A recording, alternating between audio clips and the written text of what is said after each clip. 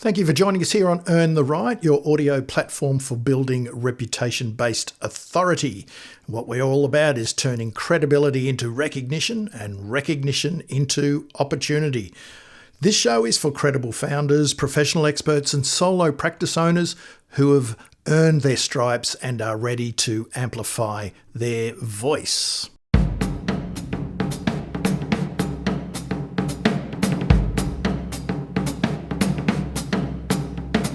The podcast is made up of 4 different tracks. Now, they're different tracks, but they are all interrelated. Today's track is Pocket PR Essentials. Think of Pocket PR Essentials as your audio playbook for mastering PR, content, and digital communications in a way that's strategic, sustainable, and respectful. So let's get into this particular track, Pocket PR Essentials.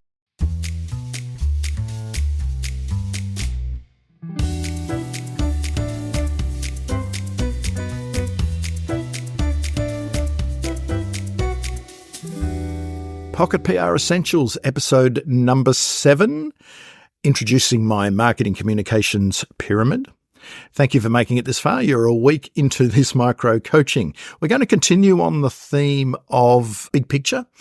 And I reiterate why we're doing that is because if we look at the big picture and work out what PR is and what it isn't, where it fits in the marketing communications mix, which is what this episode's going to delve into.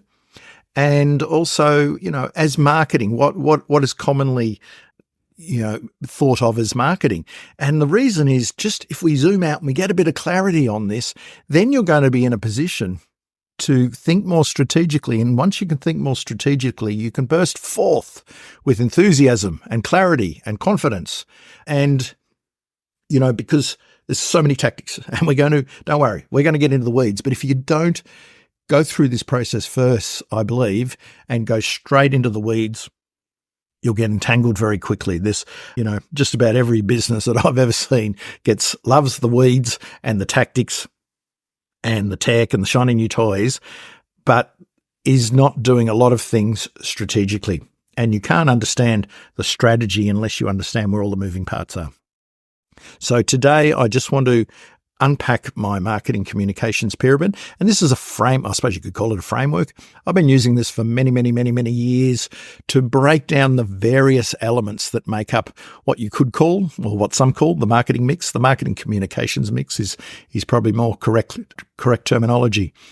And I do that so I can, for my clients, my coaching clients, my consulting clients, I can isolate what are the PR elements and where they sit in the broader picture. So this is a visual, obviously, it's a pyramid. And so I'm going to describe it for you. So we've got a pyramid.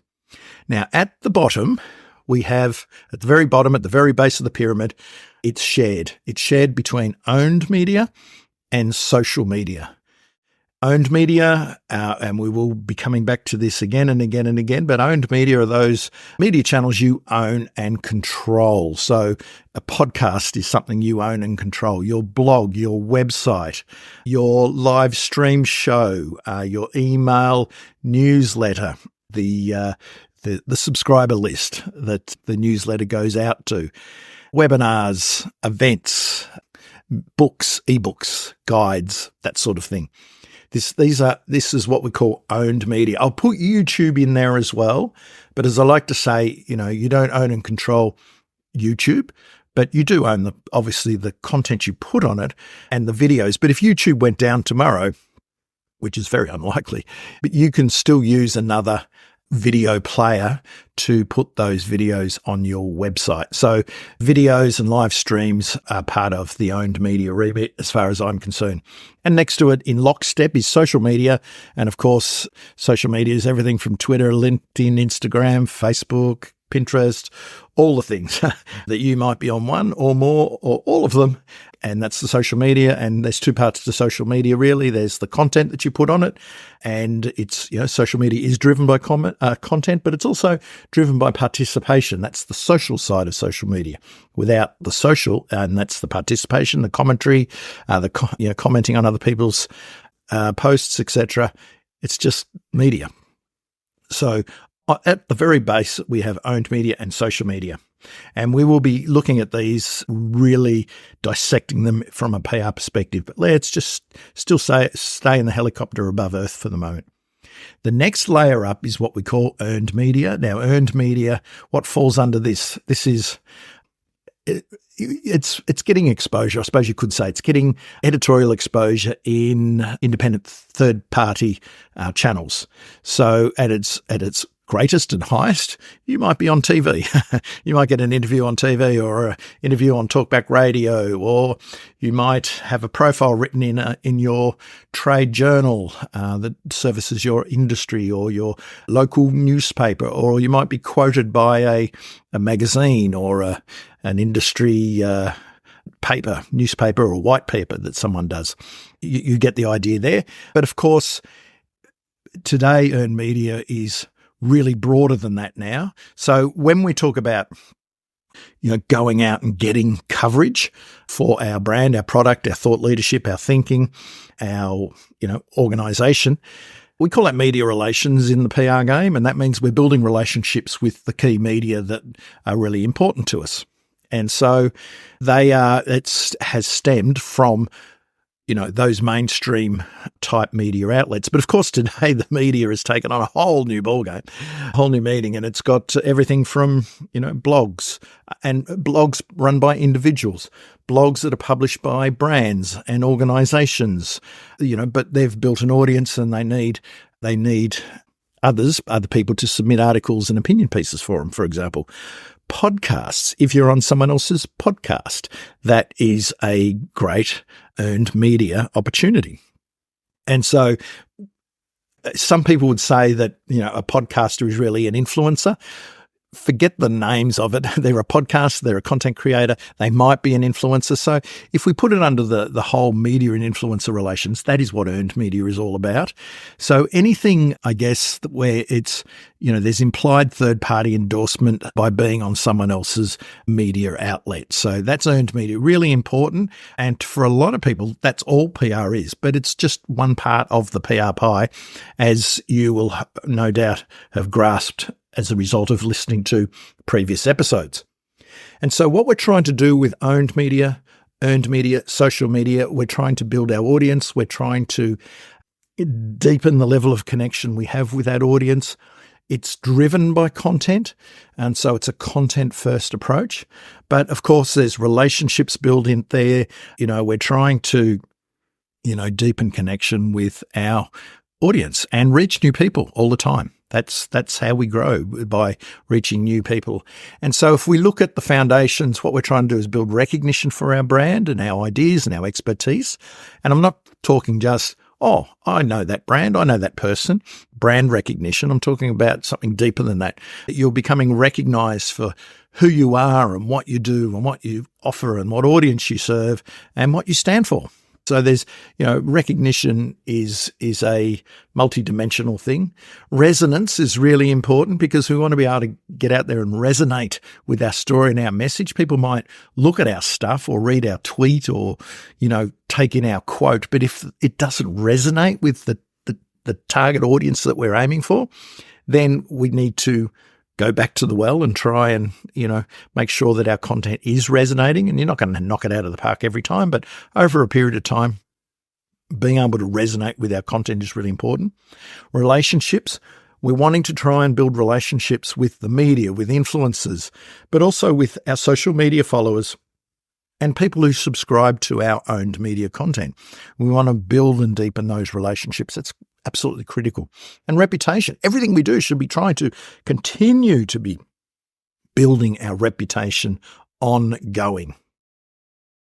The next layer up is what we call partner media, and partner media is more so about leveraging other people's event or their media property. So, for example, it could be sponsorships, and it could be as simple as a sports sponsorship or a local community partnership.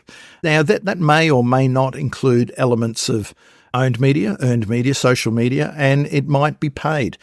So a lot of sponsorships and I call partner media really a grey area.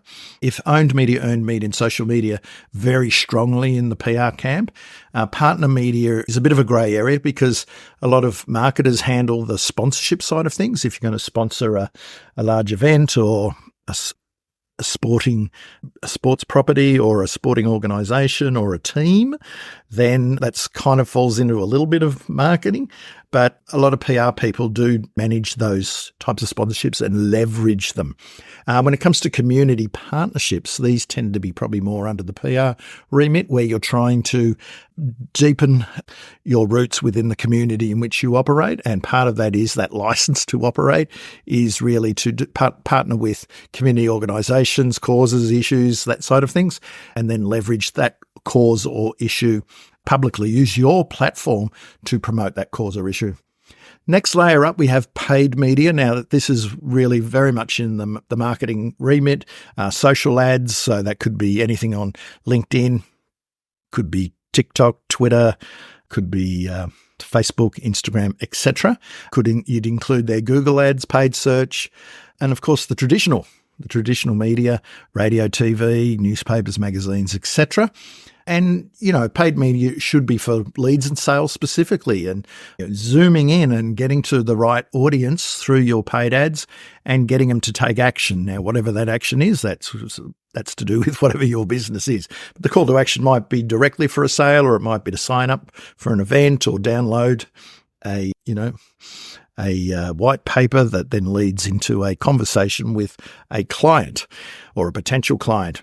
Now, sometimes the PR people will come in on the paid media side because they're out there creating content and they want to reach a bigger audience more quickly. And so to do that is the best way. One of the quickest ways is to pay for that and to target your audience through social media channels, putting some money behind it. And then the last layer up is direct. And this is around, gaining access to key players, influencers, clients, customers, potential recruits, if you're employing people, or business partners, that side of things. So direct communications falls under direct, and that's email or phone pitches, face-to-face meetings, boardroom presentations, where you're going direct to people. And so, there's an element of that in most businesses. And if, you're running a business, no doubt you are doing direct communication all the time. The whole idea of this pyramid is that the bottom things, the stuff that falls under PR, the owned media, the social media, the earned media, and then it starts layering up, that does the heavy lifting for your paid media spend and your direct communications. Because if you're going to call someone and it's a cold call, for example, and it's an influencer or someone really important in your industry, and you put a call into them because you want to tee up a coffee or a meeting, they're going to check you out. Of course, they're going to check you out before they say yes. Everyone checks everyone out today. And so will what they find do the professional you justice? Will what they find online do justice to your brand and your business? Now, if you've done the work, you've put the yards in, the owned media, social media, the earned media, that is doing the heavy lifting for your more overt marketing activities. So paid media and direct communications, and even sponsorships as well. So that's how the pyramid works, and I'll catch you in the next episode.